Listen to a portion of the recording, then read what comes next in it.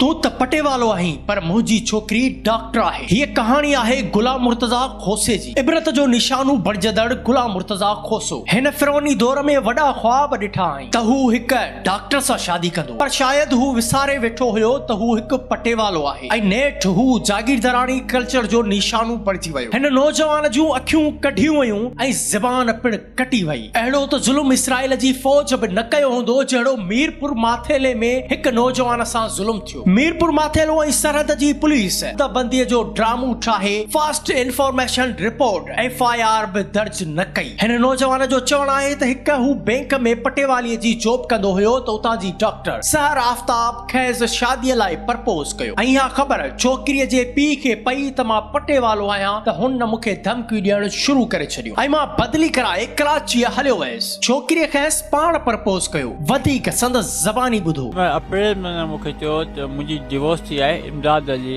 जेको हिनजो पहिरियों हस्बैंड हो, जेको हिनखे तो छॾे करे दुबई फरार थी वियो आहे। अक्षर आफ्ताब खे छॾे करे हिनजो हस्बैंड दुबई फरार थी वियो आहे।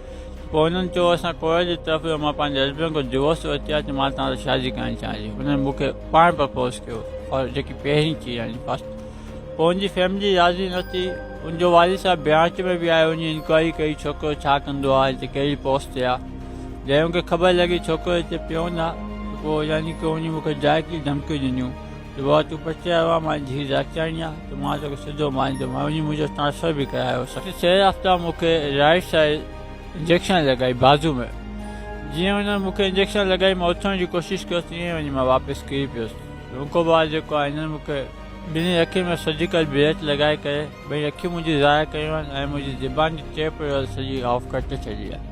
हुन इहो बि चयो त जंहिं छोकिरीअ मूंखे शादीअ लाइ प्रपोज कयो उन ई छोकिरीअ मूंखे इंजेक्शन हणी संदसि साथियुनि सां गॾु मुंहिंजूं अखियूं ज़ाया कयूं ऐं ज़बान पिणु कटी। अगरि हीअ स्टोरी सही आहे त मां चवंदुसि त अमीरज़ादी छोकिरी कुझु होश करी हा। तोखे अगरि हिन नौजवान सां शादी न हुई करणी त संदसि ज़िंदगी तबाह न करी हा। अहिड़ो ज़ुल्म असां किथे बि न आहे ॾिठो। इहे हूंदा आहिनि पढ़िया लिखिया जाहिल इंसान। हाणे हिन ग़रीब जूं आहूं आख़िर केरु ॿुधंदो। मां छोकिरियुनि खे चवंदुसि अगरि तव्हांखे कंहिंसां शादी नाहे करणी त उनखे साफ़ ॿुधाए छॾियो त असां सिर्फ़ टाइम पास कयूं पिया, मूंखे तव्हां सां शादी नाहे करणी। पर अगरि जे तव्हां कंहिंसां धोखो कयो था, शादीअ जो दिलासो ॾियो था, फ्रेब कयो था त ही नौजवान नस्ल ऐं मोहब्बत अहिड़ी शइ आहे जेको नौजवान नस्ल पंहिंजे ज़हन में अजीब ख़्यालात समाए अजीब सपना ॾिसणु शुरू करे छॾींदो आहे ऐं पोइ ॾिसंदो आहे त मुंहिंजे उन्हनि सपननि ते पाणी हारजे पियो, बाहि लॻी वई आहे त पोइ हू उहो इंसान या त ड्रिंकिंग वञी कंदो आहे या त हू जेको आहे सो नाकारा थी वेंदो आहे। छाकाणि त मोहब्बत जो जरासीम अहिड़ो आहे त ससूअ जबल झागींदे वञी बलोचिस्तान पहुती हुई। मोहब्बत उहा शइ आहे त तमाचीअ पंहिंजे कीझर किनारे ते पूरी ज़िंदगी गुज़ारे छॾी।